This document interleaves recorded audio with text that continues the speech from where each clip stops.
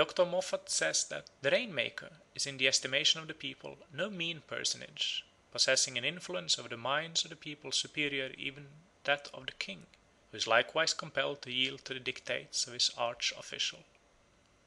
The foregoing evidence renders it probable that in Africa the king has often been developed out of the public magician, and especially out of the rainmaker.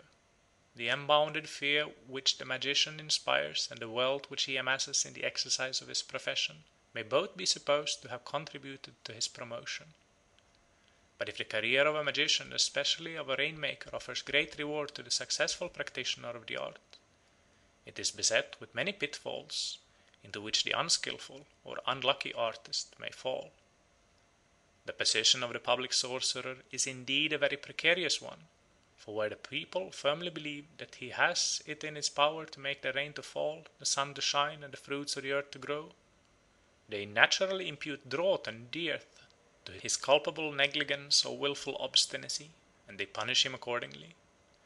Hence in Africa the chief who fails to procure rain is often exiled or killed. Thus in some parts of West Africa, when prayers and offerings presented to the king have failed to procure rain, his subjects bind him with ropes and take him by force to the grave of his forefathers, that he may obtain from them the needed rain.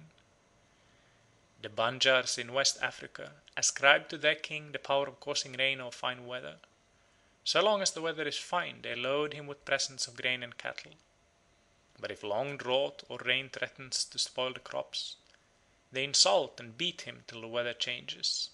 When the harvest fails or the surf on the beach is too heavy to allow of fishing, the people of Loango accuse their king of a bad heart and depose him.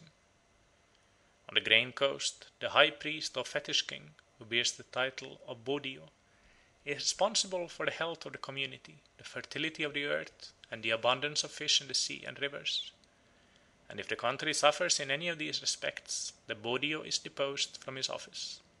In Usukuma, a great district on the southern banks of the Victoria Nyanza, the rain and locust question is part and parcel of the Sultan's government. He too must know how to make rain and drive away the locusts. If he and his medicine men are unable to accomplish this, his whole existence is at stake in times of distress. On a certain occasion, when the rain so greatly desired by the people did not come, the Sultan was simply driven out. In Ututwa, near Nassa, the people, in fact, hold that rulers must have power over nature and her phenomena. Again, we are told of the natives of the Nyanza region, generally that they are persuaded that rain only falls as a result of magic, and the important duty of causing it to descend devolves on the chief of the tribe. If rain does not come at the proper time, everybody complains. More than one petty king has been banished his country because of drought. Among the Latuka of the Upper Nile, when the crops are withering, and all the efforts of the chief to draw down rain have proved fruitless, the people commonly attack him by night, rob him of all he possesses, and drive him away. But often they kill him.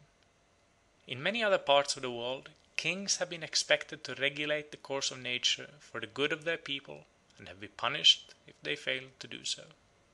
It appears that the Scythians, when food was scarce, used to put their king in bonds. In ancient Egypt, the sacred kings were blamed for the failure of the crops, but the sacred beasts were also held responsible for the course of nature. When pestilence and other calamities had fallen on the land, in consequence of a long and severe drought, the priests took the animals by night and threatened them, but if the evil did not abate, they slew the beasts. On the coral island of Niue, or Savage Island, in the South Pacific, there formerly reigned a line of kings, but as the kings were also high priests and were supposed to make the food grow, the people became angry with them in times of scarcity and killed them, till at last, as one after another was killed, no one would be king, and the monarchy came to an end. Ancient Chinese writers inform us that in Korea the blame was laid on the king whenever too much or too little rain fell and the crops did not ripen. Some said that he must be deposed, others that he must be slain. Among the American Indians, the furthest advance towards civilization was made under the monarchical and theocratic governments of Mexico and Peru, but we know too little of the early history of these countries to say whether the predecessors of their deified kings were medicine men or not. Perhaps a trace of such a succession may be detected in the oath which the Mexican kings, when they mounted the throne, swore that they would make the sun to shine, the clouds to give rain, the rivers to flow, and the earth to bring forth fruits in abundance.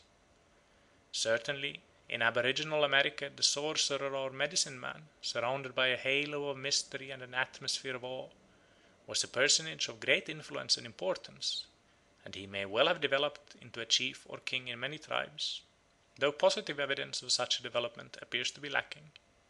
Thus Catlin tells us that in North America the medicine men are valued as dignitaries in the tribe, and the greatest respect is paid to them by the whole community, not only for their skill in their materia medica, but more especially for their tact in magic and mysteries, in which they all deal to a very great extent. In all tribes their doctors are conjurers, are magicians, are soothsayers, and I had like to have said high priests, inasmuch as they superintend and conduct all the religious ceremonies. They are looked upon by all as oracles of the nation. In all councils of war and peace they have a seat with the chiefs, are regularly consulted before any public step is taken, and the greatest deference and respect is paid to their opinions. Similarly, in California, the shaman was, and still is, perhaps the most important individual among the Maidu. In the absence of any definite system of government, the word of a shaman has great weight. As a class they are regarded with much awe, and as a rule are obeyed much more than the chief. In South America also the magicians or medicine men seem to have been on the high road to chieftainship or kingship. One of the earliest settlers on the coast of Brazil, the Frenchman Thévet, reports that the Indians hold these pages, or medicine men, in such honour and reverence that they adore, or rather idolize them. You may see the common folk go to meet them, prostrate themselves, and pray to them, saying, "Grant that I be not ill, that I do not die, neither I nor my children," or some such request. And he answers, "You shall not die, you shall not be ill," and such like replies.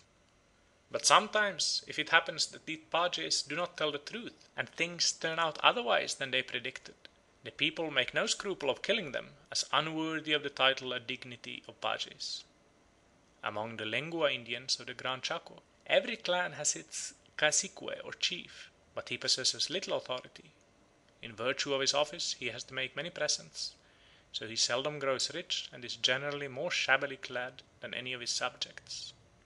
As a matter of fact, the magician is the man who has most power in his hands, and he is accustomed to receive presents instead of to give them. It is the magician's duty to bring down misfortune and plagues on the enemies of his tribe, and to guard his own people against hostile magic. For these services he is well paid, and by them he acquires a position of great influence and authority. Throughout the Malay region the Raja or king is commonly regarded with superstitious veneration as the possessor of supernatural powers, and there are grounds for thinking that he too, like apparently so many African chiefs, has been developed out of a simple magician. At the present day the Malays firmly believe that the king possesses a personal influence over the works of nature, such as the growth of the crops and the bearing of fruit trees. The same prolific virtue is supposed to reside, though in a lesser degree, in his delegates, and even in the persons of Europeans who chance to have charge of districts. Thus in Selangor, one of the native states of the Malay Peninsula, the success or failure of the rice crops is often attributed to a change of district officers. The Toradeas of southern Celebes hold that the prosperity of the rice depends on the behaviour of their princes, and that bad government, by which they mean a government which does not conform to ancient custom, will result in failure of the crops. The Dyaks of Sarawak believed that their famous English ruler, Raja Brooke, was endowed with a certain magical virtue which, if properly applied, could render the rice crops abundant. Hence, when he visited the tribe, they used to bring him the seed which they intended to sow next year, and he fertilised it by shaking it over the women's necklaces, which had been previously dipped in a special mixture; and when he entered a village